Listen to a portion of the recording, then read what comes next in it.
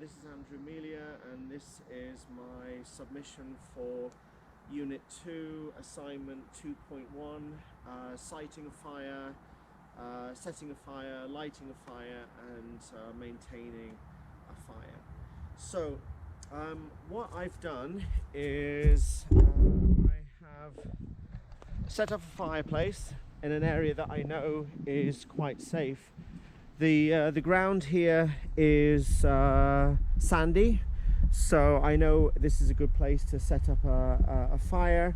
I've set up a fire area. Our forest school area is over here, so I've set up our fire area facing away from where the children will mainly be, and we've got this fire backing here when the children do approach the fire. They do so, and they're forced to kind of walk around where the fire is set and won't be able to approach it directly. I've got my first aid kit, which contains first aid for burns. I've got my fire glove, and I've got my kindling all ready to go. And yeah, we'll get started in just a moment. I'm gonna switch you off so I can put you on the head holder thing, and then we will get started. Right, so when I'm near the fire, what I want to do is I want to adopt this respect position, and this allows me to be safely near the fire without danger of me falling forward. And the children should adopt the same position when they are near the fire. And it also allows me to stand up and away from the flames.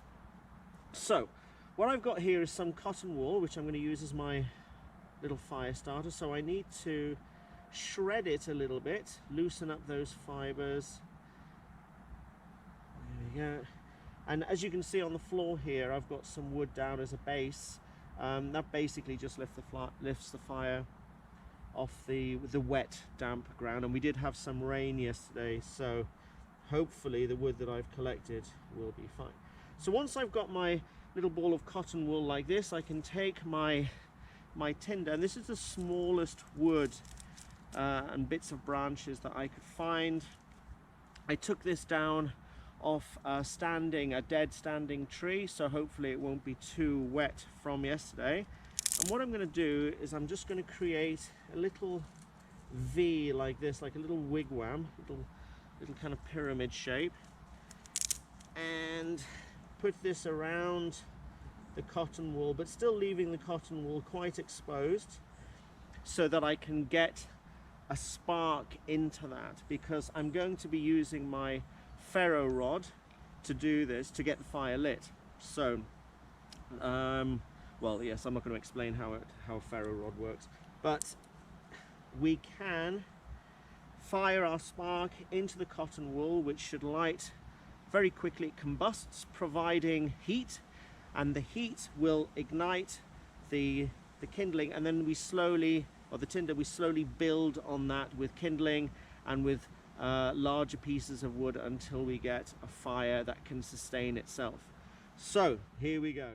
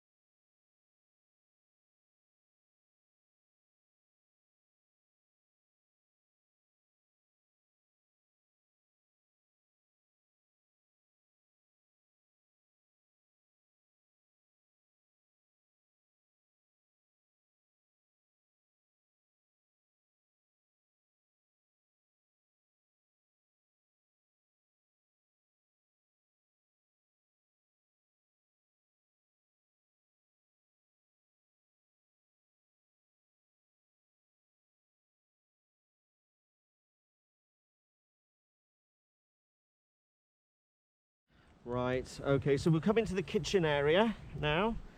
And I probably should have mentioned this before, but we've got water here for a safety, as a safety measure, and also to help me to put out the fire. So for our food today, we are going to have some Slovak bacon, which is very fatty bacon. We're going to have this little paprika, and we're going to mix it together with an egg and create an omelette. And the good thing about this bacon is because it is so fatty, I didn't really have to worry about bringing vegetable oil or anything like this. So that's really good, because the fat will melt and provide the oil. So I like it nice and chunky. Now this is already cooked, so it's a bit of a cheat as well. It's kind of smoked. That's delicious though, really nice. So we've got this little pepper, and I'm just going to cut some around the edges here. This pepper's from my own garden, which is great. I'm just going to put that there. Chop that up nicely. Fire's looking good. This will actually be my second breakfast, but I don't care. Right, so now what we've got is my little cooking pot, but the next thing to think about is how am I going to put this cooking pot on the fire? It doesn't have a loop like this, a handle that I can hang from here. So what I'm going to have to do is I'm going to have to create two little stays for it. So I'm going to move some of the wood out of the way like this. Right, that's nice and hot actually. So my pot will be able to sit on here. We'll just put it out. So let me just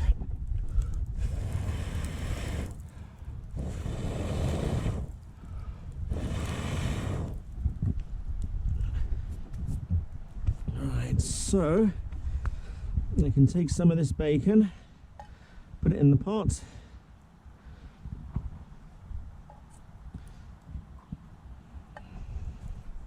This, we're getting to the most crucial bit. My fire's going out.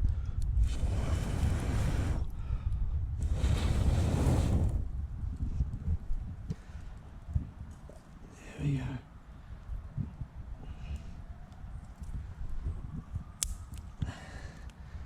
Put some of this kindling in. Right, I rescued my fire, just needed a few huffs and puffs. My bacon and paprika is now cooking quite nicely, so I'm going to move on to the second item, which I'm going to take some bread here. It's a lovely fresh bread roll, and I'm going to cut it open and I'm going to toast it. So I've got a toasting fork here, an improvised toasting fork, and I'm just going to pop this on the end here, and whilst my bacon is cooking, I can hold my bread here and toast it nicely. And of course you can do this with marshmallows. You can also do this with what do you call it? You can do these with, let me just put him here, don't fall over.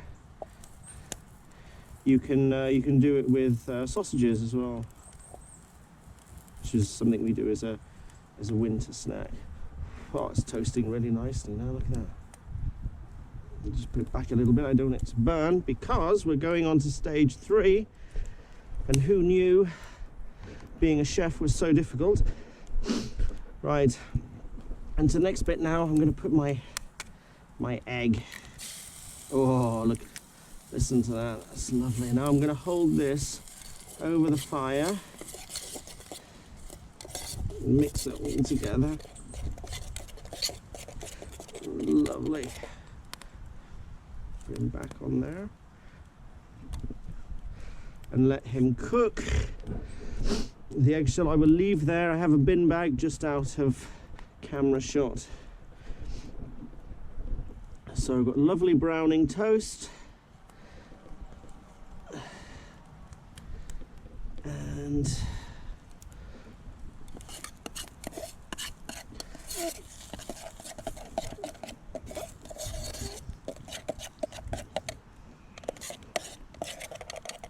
just a little bit more.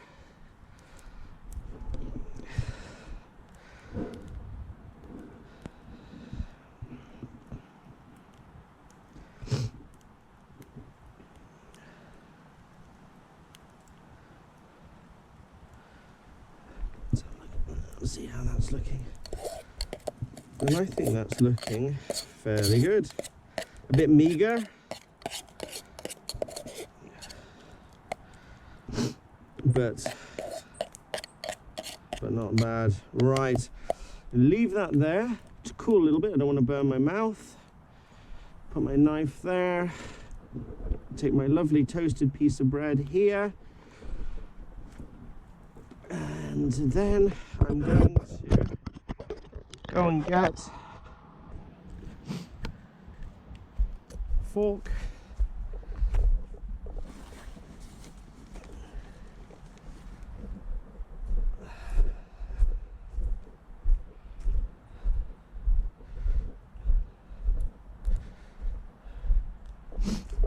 And there we go.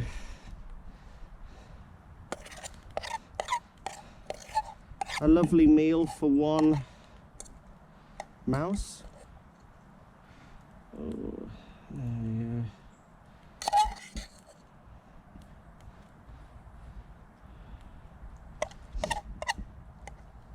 Let's have a taste. It's actually really nice. I know I shouldn't sound surprised, but it's actually quite delicious. Lovely.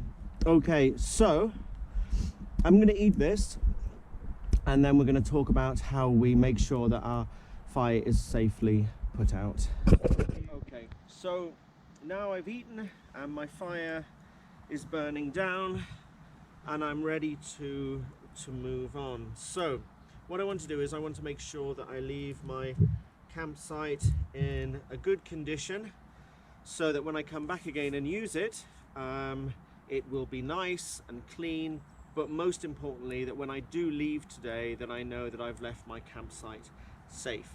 So what I want to do is I want to just spread out the ashes just a little bit.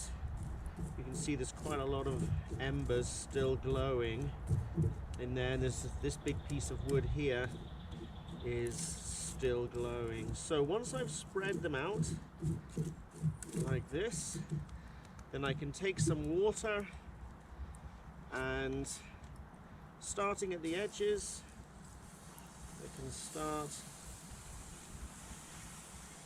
pouring some water over my fire, give it a good, nice, good soaking. Good. And then once I've done that, I can just mix it up again.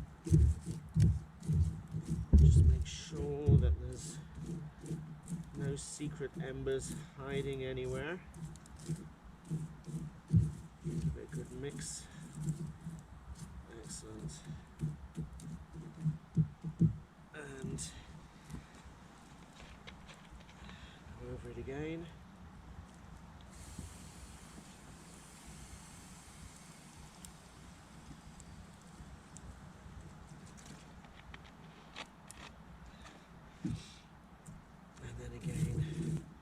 Just give it a good mix, and I can leave now feeling confident and safe that my campsite is well and truly is well and truly, my campfire is well and truly out, so I can be happy with that. And that's just the hot stones.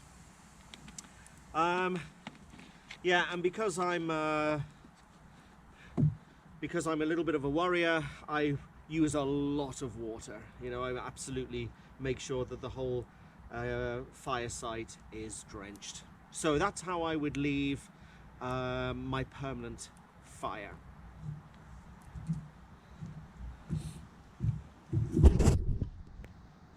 Right, so now if this was a temporary site, I would put the fire out in exactly the same way. But what I don't want to do is I don't want to leave this fire site. You know, I don't want it to just sit here. I don't want it to disturb anybody who comes through. I don't want it to pose a hazard. You know, if the grass grows over it, people can trip over my little pile of stones and stuff. So I will practice leave no trace, and I will disperse all of everything back to the forest. All of the stones would go back into the forest, all of the wood would all go back into the forest, and I would scatter the ashes. And if the ground was slightly different, I may well have dig a fire pit before I light my fire, and then when I leave I'll just fill in that fire pit with all of that ash and stuff like that in it. And the goal would be to leave this area, this fire site, with as little trace of me ever having been here as possible. Right, thank you.